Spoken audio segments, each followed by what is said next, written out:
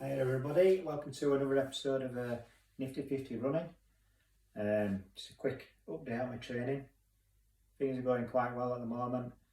I progressed from, initially I started off just walking. Let me try to keep it around 120 beats a minute. My 121 beats a minute is roughly 70% of my max heart rate, so I try to keep it between 60 and 70% of my max heart rate. It's quite easy to do that on the treadmill, but a lot more difficult when I go outside, especially on a warmer day and when there's some hills thrown in there. However, as I just mentioned, I started off walking. This then progressed into a walk with some jogging or shuffling, and then eventually I got to a stage where I can pretty much shuffle along and then run quite well down the hills. I think the progress has been made basically with the higher mileage. So I'm running, I'd say a minimum of 15 hours a week. I think some weeks I've gone over 16 hours. My training program's more or less the same as when I started with my walking. So I do 40 minutes on the morning, 80 minutes on an evening. I go to the track on every Tuesday and every Thursday. Tuesday I try and do a shorter interval session. Initially I started doing 400s. I've now changed it, so I'm doing 1200s with 400 off. And I'll do that, I'll build it up, so I'm doing that for about an hour. Then on a Thursday I'll do my longer intervals, so my 2 mile on, 1 mile off. And then on my Sunday, I've built up, so I'm running a marathon. I ran a marathon last week and I ran one this week. Very slow at the moment, so I'm just taking it nice and easy, just shuffling along. But I can do the distance quite easy, even if I'm running for like 4 hours. Yeah, I don't really get too tired, and when I come back I recover quite quickly, ready for the next day's training. So I'm up to around about 110 miles a week, so I'll probably build up from there as I start getting a little bit faster. But I've gone from like 9.5, 10-minute miles, and I'm getting to my fastest sort of like 8:30 pace, so everything's going well at the moment. What I'm going to cover today is some of the stretching routines I do after every run. So on a morning, any run, before any run I do my dynamic stretches, which was a video that I posted previously. I didn't used to do that much static stretching. I'm not very flexible, probably through the years and years of running, but I've recently started implementing a little bit more, so now I do them after every run. So dynamic stretches before me run, do my run, come back, and then I do these basic static stretches. So then, the first one, I'm stretching up my hamstrings. All I do is simply place one foot in front of the other. That's going to keep that leg a lot more straight, and then I'm just going to go down and then push down as far as I can. As you can see, I'm not very flexible. Yeah, but it does give a decent stretch, and you should feel it all the way up the back of the leg.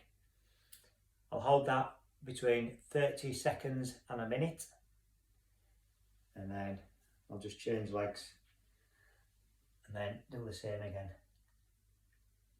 Yeah, and then I hold another 30 seconds to a minute, and I'll do that hold for every stretch that I do. The next stretch is for my quads. So if you need to hold on for anything, that's fine. All you're doing is grabbing your ankle, put your knees pretty much level together, and then you want to be pushing forward slightly on the hips, keeping the knees in the same position and the leg nice and straight. Yeah, you should feel it all the way down the front on your quads. And again, yeah, I'm going to hold that for 30 seconds to a minute. Same again on the other leg. Yeah, when you've been doing it a while and your balance is quite good, you don't really need to hold on to anything. Yeah, just remember, if you're not getting that stretch, just push forward a bit on the hips, keeping the knees together. Yeah, you should feel it. Okay, that's the next one. Next one is for the backs of the legs, the calves. So find a wall, something to push against. Your back heel wants to be flat on the floor. Your front, you can be up on your toes, it doesn't really matter, as long as that back heel's flat on the floor. And all you're doing is just pushing down so you can feel the stretch, mainly in the calves. Same again, you're going to hold that, and then same again on the other leg. What I normally do as well, I'll do 2 stretches on each leg, and then I'll just shake them off between each stretching exercise, yeah, before I go into it again. Next stretch is for me hip flexors. I notice when I've started doing my marathon distance, I can feel that my hip flexors until I get used to it, and then it'll start easing off a bit. All you're doing is back foot flat on the floor, and then you're just pushing forward slightly. In fact, you can bring that heel up if you want. Yeah, all you're doing is leaning forward slightly. You can bend the leg, and you're just pushing forward on your hips, and then pushing down at the same time. So you're pushing forward on the hips, and then down at the same time, and you should feel it in the hip flexors of the extended leg. And same again on the other side. Yeah, so you're pushing forward and then pushing down at the same time. You should feel it on your hip flexors. And then my final stretch. Feet together, hands on your ankles. Keep your back nice and straight. Pull your feet back as far as you can, and then you're just going to push down on your knees. I'll let your knees push down. Yeah, remember, back nice and straight. And then hold it in that position for your 30 seconds to a minute. And that's pretty much it. And then just shake them out. Yeah, as I mentioned, I do that after every training session, and that's basically what I do every morning and every evening.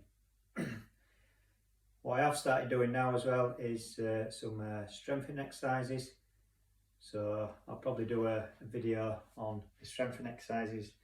The main one I'm doing at the moment is calf raises, and that's standing on a step, and I'm basically doing them as fast as I can, and I'm up to about 60 of them at the moment, and I can feel it burning all the way at my calves and up the back of my leg, and that's what I want. So I'm going to start working on my strength a little bit more. Not really doing that much at the moment, but I will be. So thanks for all your comments, your questions. Hope you're getting something out of it. If you're not following me on Strava, you can see my progress, and that's gone right from when I got my injury to me walking at low heart rate, the same heart rate I'm using now, and then it's building up gradually, building the mileage up to the 110 mile weeks where I'm at the moment, and I'm jogging pretty much every run. Well, I am jogging every run, and I've noticed my intervals, even though they're not that fast at the moment, I do feel really comfortable at quite a decent pace. Okay, so everything's going quite well.